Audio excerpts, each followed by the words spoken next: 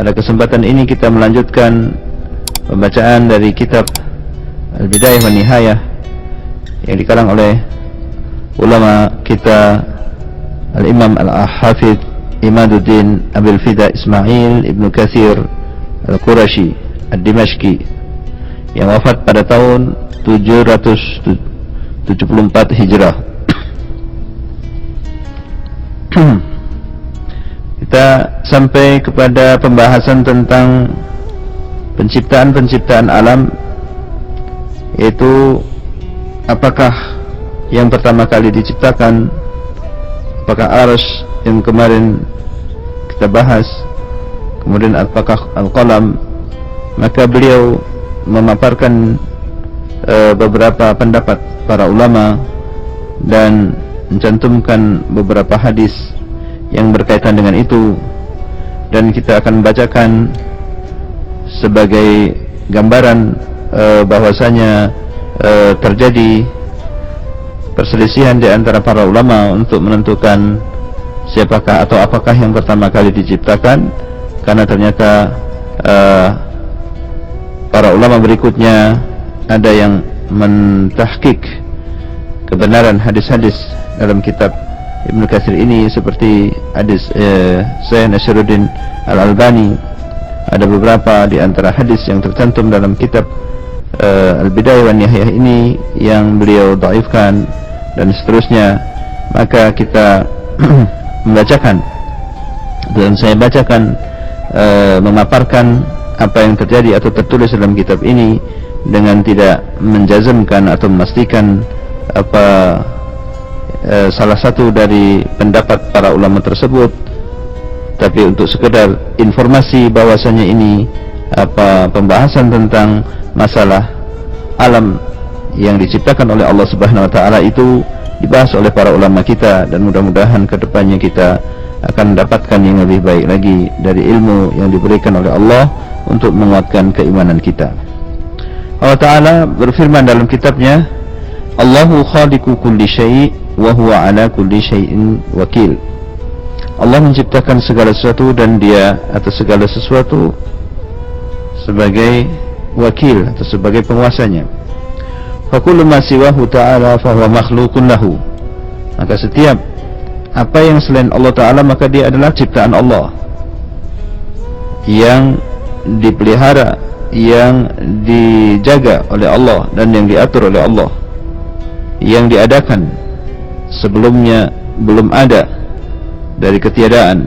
Maka Arsy yang dia merupakan atap seluruh makhluk ini, dan yang di bawahnya berupa bintang-bintang, dan apa yang ada di antara keduanya itu yang beku maupun yang bisa berbicara, itu semua adalah makhluknya. Yang tidak bisa bicara, yang bisa bicara itu adalah makhluk Allah Subhanahu wa taala, dan milik Allah Subhanahu wa taala, dan hamba Allah Subhanahu wa taala, dan di bawah kekuasaan Allah Subhanahu wa taala, dan di bawah pengaturan Allah Subhanahu wa taala. Allah Ta'ala berfirman, khalaqas samawati wal arda fi sittati ayyam thumma istawa 'alal 'arsy ya'lamu ma yaliju fil ardi wa ma yakhruju minha wa ma yanzilu minas sama'i wa ma ya'ruju fiha wa huwa ma'akum aina ma kuntum wallahu bima ta'maluna basir. Allah lah yang menciptakan langit dan bumi dalam 6 hari, kemudian dia bersemayam di atas Arsy. Dia mengetahui apa yang masuk ke bumi ini dan apa yang keluar dari bumi ini, dan apa yang turun dari langit dan apa yang naik ke langit, dan dia bersama kalian di mana saja kalian berada, dan Allah Subhanahu wa taala terhadap apa yang kalian itu maha melihat. Para ulama bersepakat bahwasanya Allah menciptakan langit dan bumi dan apa yang antara keduanya itu dalam 6 hari, sebagaimana telah ditunjuk oleh Al-Quran tersebut. Mereka berbeda pendapat dalam jangka waktu hari ini, lama hari itu, apakah seperti hari-hari kita ini, atau satu harinya seperti 1000 tahun, seperti yang dihitung oleh manusia. Dua pendapat yang terjadi itu ada dalam tafsir dari ayat-ayat tersebut. Dan mereka juga berselisih apakah sebelum diciptakannya langit dan bumi ada sesuatu makhluk sebelum langit dan bumi ini. Maka di antara kelompok al-mutakallimin itu berpendapat bahwasanya tidak ada sebelum langit dan bumi ini ciptaan Allah Subhanahu wa taala. Jadi sebelum ada segala sesuatu, kemudian Allah menciptakan langit dan bumi, dan tidak ada sebelum langit dan bumi makhluk yang lain.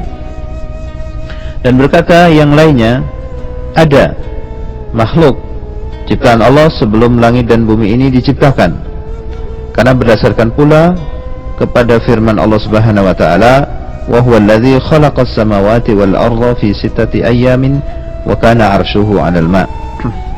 Dan dialah yang menciptakan langit dan bumi dalam 6 hari, dan adalah arsy-Nya itu sudah berada di atas air. Wa kana menunjukkan sudah ada, arsy-Nya itu di atas air. Surat Hud ayat 7. Dalam hadis Imran bin Husain dikatakan, kana Allahu wa lam yakun qablahu syai'un. Allah Subhanahu wa taala sudah ada dan segala sesuatu yang lain belum ada dari makhluknya. Kemudian wa kana 'arshuhu 'alal ma', dan kemudian arsy-Nya itu berada di atas air. Wa kataba fi dzikri kulla syai'in, dan kemudian dia menuliskan di dalam az-zikr segala sesuatu. Summa khalaqas samawati wal ard, kemudian dia menciptakan langit dan bumi. Berkata Imam Ahmad bin Hanbal, mengkhabarkan kepada kami Hamad bin Salamah, mengkhabarkan kepada kami Abu Ya'la bin Atha dari Waki bin Hudus dari pamannya Abi Razin Lakit ibnu Amr al-Uqaili, bahwasanya dia berkata, wahai Rasulullah, di manakah Allah, aina kana rabbuna qabla an yakhluqas samawati wal ard, di manakah Allah sebelum menciptakan langit dan bumi? Qala kana fi ama'in ma fawqahu hawa wa ma tahtahu hawa. Allah Subhanahu wa taala berada di ama yang tidak ada di atasnya hawa, dan tidak ada di bawahnya juga hawa. Berkata Imam Al-Baihaqi dalam kitab Al-Asma, yaitu tidak ada di bawah langit itu udara. Yang dimaksud di sini adalah as-sahabu laisa as-sahab al-ma'hud alladhi fawquhu hawa wa tahtahu hawa, bal murad as-sahab al-ma'nawi wal hijab alladhi yahjibu 'anil ilmi bihi subhanahu, qala Ibnul Arabi. Sini maksudnya adalah as-sahab, yaitu awan yang bukan awan yang seperti difikirkan oleh kita, yang di atasnya ada udara dan di bawahnya ada udara, akan tetapi yang dimaksud awan yang bersifat ma'nawi. Dan dikatakan dalam sebuah pembahasan hadis oleh peneliti hadis bahwa hadis ini ada kelemahannya. Kemudian yang berikutnya, summa khalaqa arsyahu 'alal ma', kemudian Allah Subhanahu wa taala menciptakan arsy-Nya di atas air. Dan diriwayatkan oleh Yazid bin Harun dari Hamad bin Salamah, dan lafadznya mengatakan, aina kana rabbuna qabla an yakhluqa khalqahu, di manakah Rabb kita sebelum dia menciptakan makhluknya. Kemudian dari hadis yang lain dikatakan,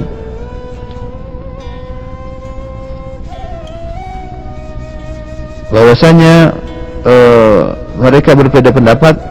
Yang pertama kali diciptakan adalah khalqul qalam qabla hadhil asya' kullah, diciptakannya pena sebelum segala sesuatu ini. Dan ini adalah pendapat yang dinukil oleh Ibnu Jarir dan Ibnul Jauzi, dan selain kedua mereka.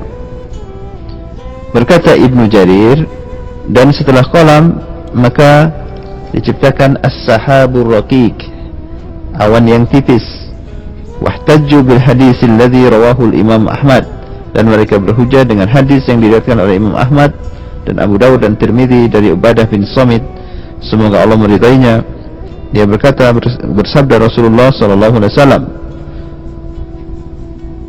inna awwala ma khalaqallahu al-qalam, sesungguhnya pertama kali yang diciptakan oleh Allah adalah qalam.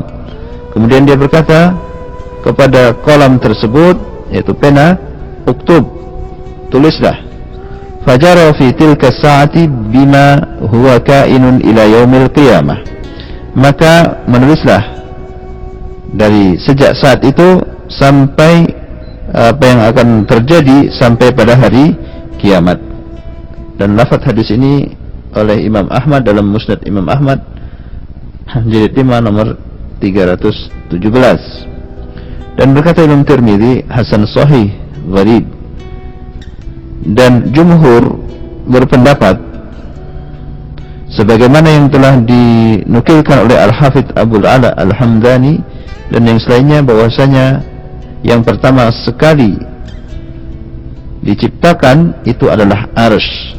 Jadi kita melihat beberapa pendapat para ulama apakah yang atau makhluk apakah yang pertama kali diciptakan oleh Allah. Dari Ibnu Jarir dan Ibnu Jauzi berpendapat qalam, dan Ibnu Al-Hafidz Abul Ala Al-Hamdani berkata yang pertama kali diciptakan dari makhluk adalah arsy. Dan berdasarkan kepada hadis yang diriwayatkan oleh Ibnu Jarir dari jalan Ad-Dhahhak dari Ibnu Abbas, sebagaimana ditunjukkan yang demikian itu hadis yang diriwayatkan oleh Imam Muslim dalam sahihnya, ketika dia berkata, hadatsani Abu Thahir Ahmad ibnu Amr ibnu Abdullah ibnu Amr ibnu Sarah, hadatsana Ibnu Wahab, akhbarani Abu Hani Al-Khawlani an Abi Abdurrahman Al-Jaidi dari Abdullah ibnu Amr ibnu Al-As, dia berkata, sami'tu Rasulullah sallallahu alaihi wasallam yaqul, aku mendengar Rasulullah sallallahu alaihi wasallam bersabda, kataballahu maqadiral khalaik qabla an yakhluqa as-samawati wal ard bi 50,000 sanah. Allah Subhanahu wa ta'ala menuliskan takdir-takdir semua makhluk, ya, takdir-takdir makhluk-makhluknya sebelum dia menciptakan langit dan bumi 50.000 tahun. Ya, hadisnya dalam hadis Muslim dan Sahih. Kemudian berkata, wa arsyuhu 'alal ma', dan kelanjutan dari hadis itu adalah wa arsyuhu 'alal ma', dan arsy-nya itu sudah berada di atas samudra. Ini menunjukkan bahwasanya arsy itu sudah ada sebelum penciptaan langit dan bumi tersebut, dan sebelum penciptaan kolam tersebut. Maka mereka berkata, hadzal takdir huwa kitabatuhu bil qalamil al-maqadir. Takdir atau ketentuan-ketentuan ini adalah penulisan Allah Subhanahu wa taala dengan penanya untuk menuliskan takdir-takdir tersebut. Dan telah menunjukkan hadis ini bahwasanya yang demikian itu terjadi setelah penciptaan arsy, sebagaimana disebutkan pendahuluan arsy kepada kolam yang dia itu menuliskan takdir-takdir Allah Subhanahu wa taala di makhluknya tersebut. Juga yang demikian itu yang berpendapat bahwasanya arsy lebih duluan daripada kolam itu adalah jumhur para ulama. Kemudian wa yuhmalu hadis al-qalam ala annahu awal makhluqat min hadzal alam, dan dibawakan hadis yang menunjukkan kolam tadi itu awal makhluqat, dari awal penciptaan dari alam semesta ini. Apa yang diriwayatkan dari Imam Bukhari dari Imran bin Husain, dia berkata, qala ahlul Yamani li Rasulillah sallallahu alaihi wasallam, berkata penduduk Yaman kepada Rasulullah sallallahu alaihi wasallam, ji'naka linatafaqqaha fid din, kita datang untuk mencari pemahaman dalam masalah agama, walinas'alaka an awwali hadzal amr, dan kita bertanya kepadamu tentang awal mula segala urusan ini. Faqala, maka berkata Rasulullah sallallahu alaihi wasallam, "Kana Allah wa lam yakun syai'un qablahu." Awal mula pertama sekali urusan adalah Allah sudah ada dan yang lain belum ada. Nabi sallallahu alaihi wasallam menjelaskan bahwasanya Allah tidak terbayangkan oleh akal manusia. Allah sudah ada awalnya Allah sudah ada duluan, dan yang lain belum ada, semua makhluk belum ada. Wa fi riwayatin, dalam sebuah riwayat yang lain, ma'ahu, bersama Allah, belum ada, belum diciptakan. Wa fi riwayatin ghairuhu, dalam riwayat yang lain dikatakan belum ada selain Allah Subhanahu wa taala. Wa kana 'arshuhu 'alal ma', dan arsy-Nya itu berada di atas air. Di sini Rasulullah sallallahu alaihi wasallam menjelaskan bahwasanya yang lain belum ada tetapi Allah sudah ada. Dan kemudian Allah sudah juga menciptakan arsy. Jadi yang belum ada adalah seperti langit, bumi, gunung dan sebagainya, dan qalam dan yang lain-lainnya. Wa kataba fi dzikri kulla syai'in wa khalaqa as-samawati wal ard. Kemudian dia menuliskan dalam zikr, yang dimaksud zikr adalah Lauhul Mahfuz, segala sesuatu, dan dia menciptakan langit dan bumi.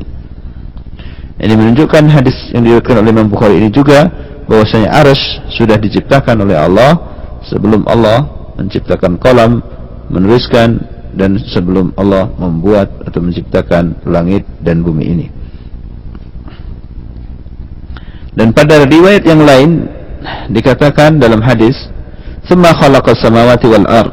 Kemudian dia menciptakan langit-langit dan bumi. Fasa'aluhu an ibtida'i khalqis samawati wal ard. Wa lihadza qalu ji'naka linas'alaka an awwali hadzal amr. Dari hadis tadi, kisah penduduk Yaman itu menanyakan kepada Rasulullah sallallahu alaihi wasallam tentang asal muasal penciptaan langit dan bumi ini. Oleh karena itu berkata kepada Rasulullah SAW, kita datang kepadamu untuk menanyakan tentang awal muasal urusan ini. Maka dijawab oleh Rasulullah SAW tentang yang mereka tanyakan saja. Walihada lam yukhbirhum bi khalqil arsy kama akhbara bihi fi hadis Abi Razin al-mutaqaddam.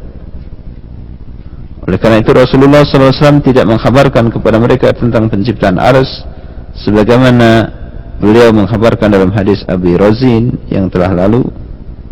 Berkata Ibnu Jarir, waqala akharun, Ibnu Jarir juga menukilkan perselisihan para ulama tentang hal ini. Dia mengatakan, dan yang lain berkata, bal khalaqallahu azza wa jalla al-ma' qabla al-arsh. Bahkan Allah Subhanahu wa taala menciptakan samudra dulu sebelum arsy. Ada yang berpendapat sedemikian itu sebagaimana diriwayatkan oleh Imam As-Sudi dari Abi Malik dan dari Abi Saleh, dari Ibnul Abbas, dari Murrah, dari Abi Mas'ud, dan dari manusia dari sekelompok dari para sahabat Rasulullah sallallahu alaihi wasallam. Mereka berkata, innallaha kana arshuhu 'alal ma'. Sesungguhnya Allah Subhanahu wa taala arsy-Nya adalah di atas samudra. Walam yakhluq syai'an ghaira ma khalaqa qabla al-ma'. Dan Allah Subhanahu wa taala belum menciptakan sesuatu selain yang dia ciptakan samudra tersebut. Ini pendapat yang mengatakan bahwasanya samudra diciptakan lebih dahulu sebelum menciptakan arsy. Wallahu a'lamu bisawab. Demikian bahwasanya asal muasal dari penciptaan ini, apakah yang pertama adalah arsy, apakah qalam, apakah air, apakah samawat, langit yang 7 dan buminya, atau ada juga yang berpendapat apakah kursinya. Maka yang demikian itu adalah sesuatu yang diperselisihkan berdasarkan kepada hadis-hadis yang banyak, dan kemudian juga adanya hukum terhadap hadis. Ada yang berdasarkan hadis yang sahih dari Imam Bukhari dan Muslim, dan ada juga yang dianggap dhaif oleh sebagian ulama yang lain. Maka yang demikian itu mereka berselisih dalam hal tersebut.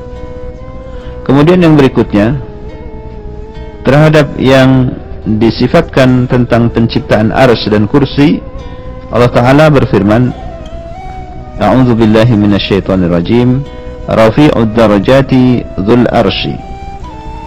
Allah adalah zat yang mengangkat derajat-derajat dan memiliki arsy. Dan Allah Ta'ala berfirman, Fata'ala Allahul Malikul Haq, la ilaha illa huwa rabbul arsyil karim. Maha tinggi Allah ya, Raja yang maha benar, tidak ada sembahan yang berhak disembah dengan sebenarnya kecuali Dia. Dia adalah Rabb al-Arsy yang mulia. La ilaha illa huwa rabbul arsyil azim. Tidak ada sembahan yang berhak disembah dengan sebenarnya kecuali Dia. Dia adalah Rabbnya arsy yang agung. Dalam surat An-Naml ayat 26. Dan Allah Ta'ala berfirman, wa huwal ghafurul wadud dzul arsyil majid. Dia adalah zat yang al-ghafur, maha pengampun, al-wadud, yang maha belas kasihan, dzul arsyil majid, memiliki arsy yang mulia. Dan kemudian di antaranya juga Allah Ta'ala berfirman, istawa 'alal arsy, ar-rahmanu istawa 'alal arsy. Ar-Rahman bersemayam di atas arsy. Surat Ar-Ra'd ayat 2.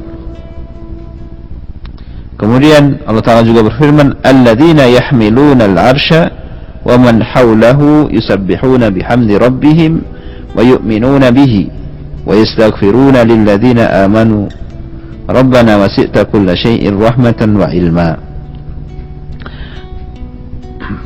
Para malaikat yang memikul arsy dan yang berada di sekitar arsy, mereka bertasbih dengan memuji Rabb mereka, dan mereka beriman kepada Allah Subhanahu wa Ta'ala, dan mereka memohonkan ampun untuk orang-orang yang beriman.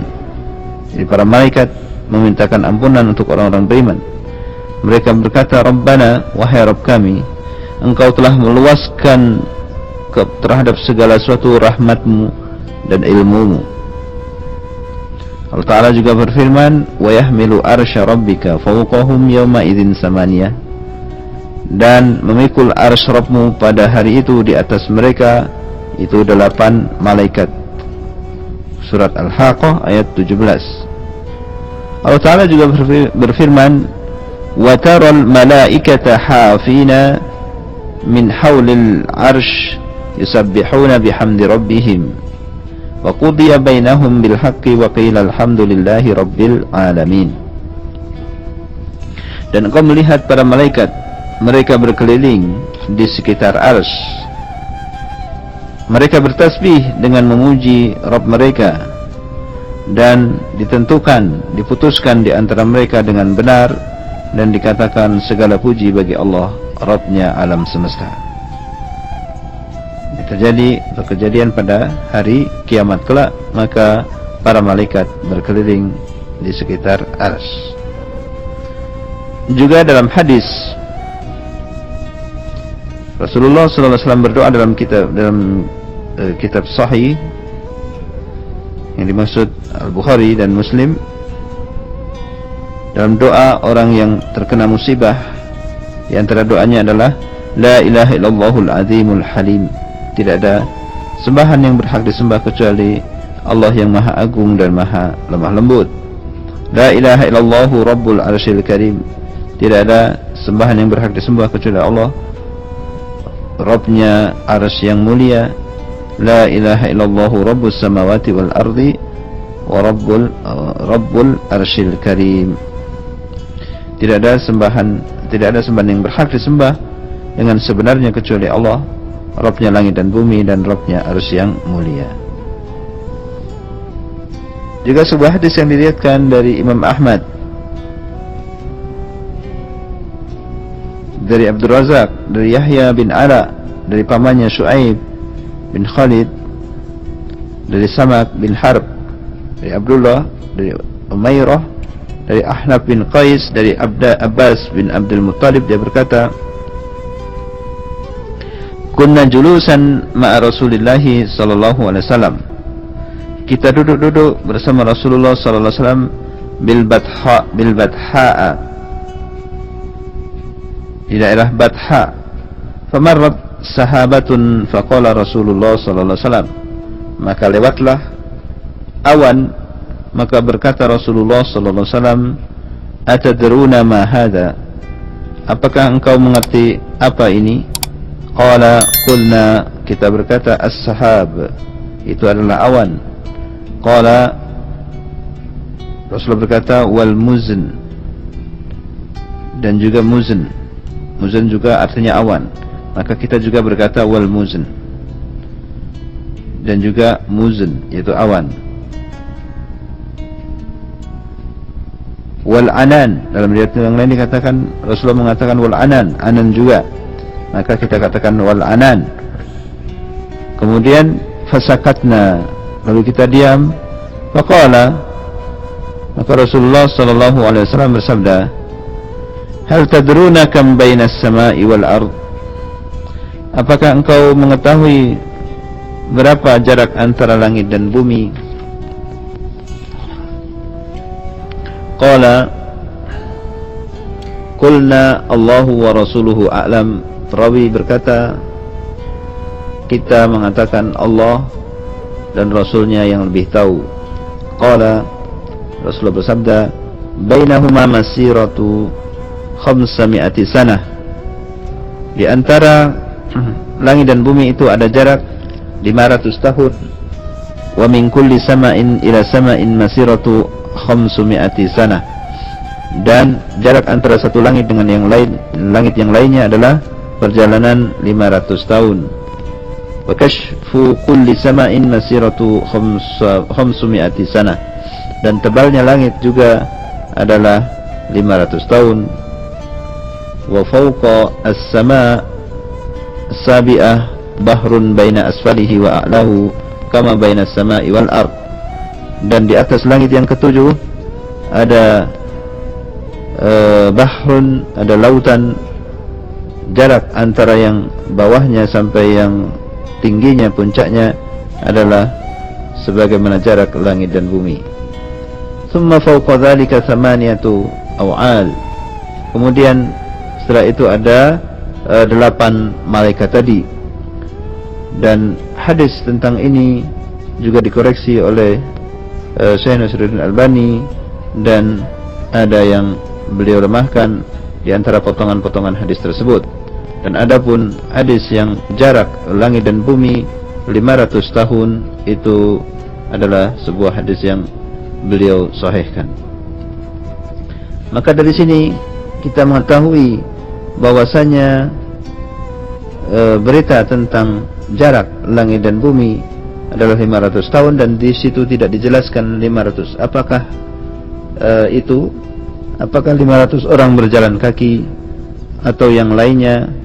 Maka yang di sini yang difikirkan oleh orang-orang atau para sahabat Nabi, itu yang mereka fahami secara lahiriah, zahirnya, umumnya adalah 500 tahun orang bersafar. Oleh karena itu, maka jarak langit dan bumi tersebut juga merupakan jarak antara derajat-derajat di surganya Allah Subhanahu wa taala. Diciptakan surga itu memiliki 100 tingkat. Innal jannati 100 darajah wa baina kulli darajataini kama bainas sama wal ard. Sesungguhnya surga itu ada 100 derajat, dan jarak di antara 1 derajat di surga itu adalah jarak antara langit dan bumi tersebut.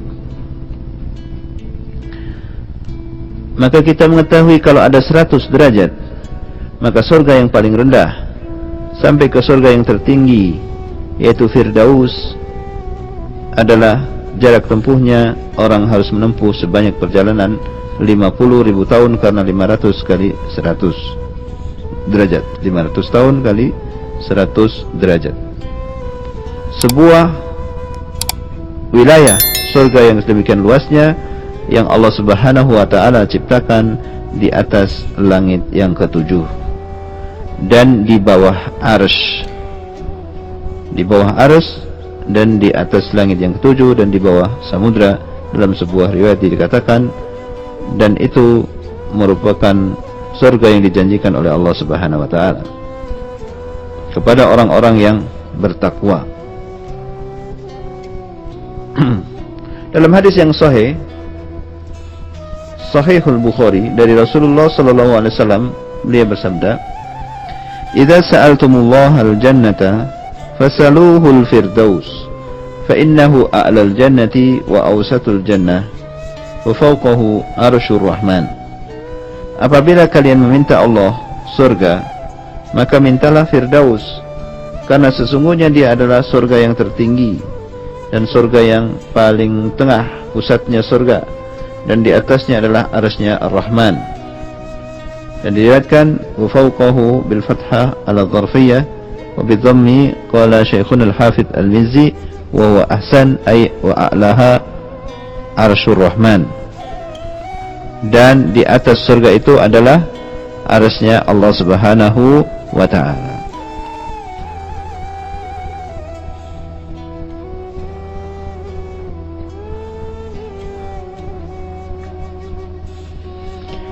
Dan diriwayatkan dari sebagian asar bahwasanya Ahlul Firdaus mendengar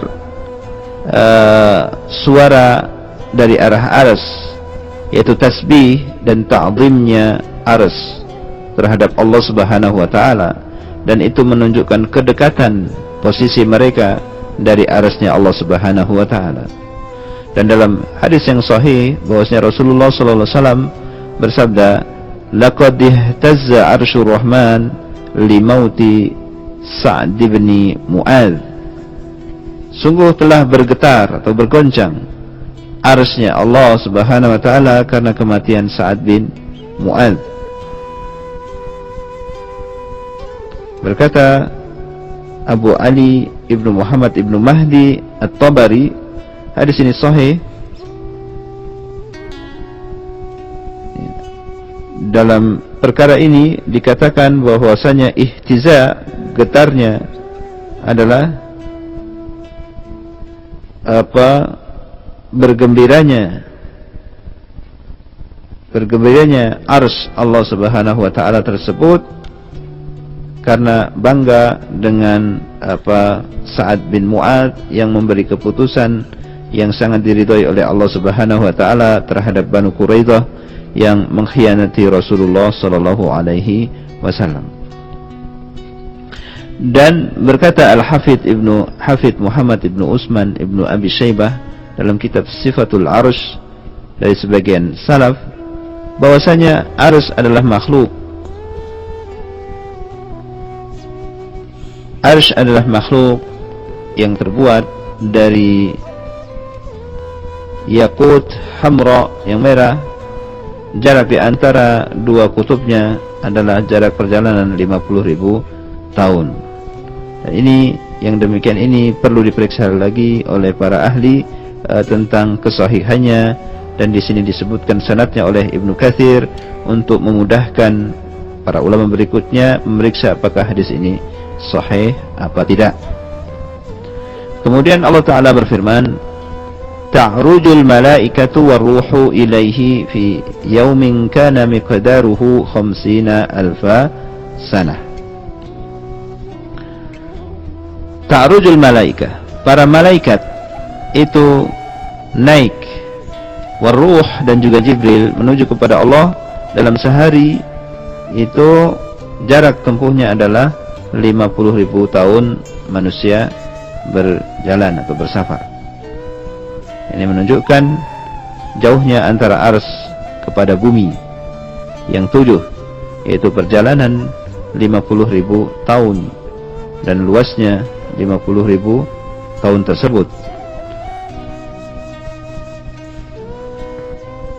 Dan arsy memiliki tiang-tiang yang disebutkan dalam hadis bahwasanya tiang-tiang arsy itu dibawa oleh para malaikat, dipikul oleh malaikat, yang malaikat itu adalah malaikat yang sangat besar, yang lebih besar daripada bintang-bintang, yang lebih besar daripada bahkan mungkin bumi sangat kecil di hadapan malaikat tersebut, atau bahkan langit itu sendiri sangatlah istilahnya kecil dibanding malaikat tersebut. Karena salah satu malaikat itu diantaranya adalah malaikat Jibril, ketika nampak dengan bentuk aslinya maka dia itu saddal ufuk, yaitu menutupi langit ini, tidak kelihatan lagi langitnya, yang ada kelihatan adalah malaikat Jibrilnya. Itu menunjukkan betapa langit itu sangat kecil. Istilahnya perbandingannya, malaikat itu sangatlah besar dan bisa memikul arsy-Nya Allah Subhanahu wa taala. Mungkin itu saja yang dapat saya sampaikan, mudah-mudahan bermanfaat sedikit dari yang saya bacakan dari kitab ini. Dan saya akhiri, subhanakallahumma bihamdika asyhadu alla ilaha illa anta astaghfiruka wa atubu ilaik. Assalamualaikum warahmatullahi wabarakatuh.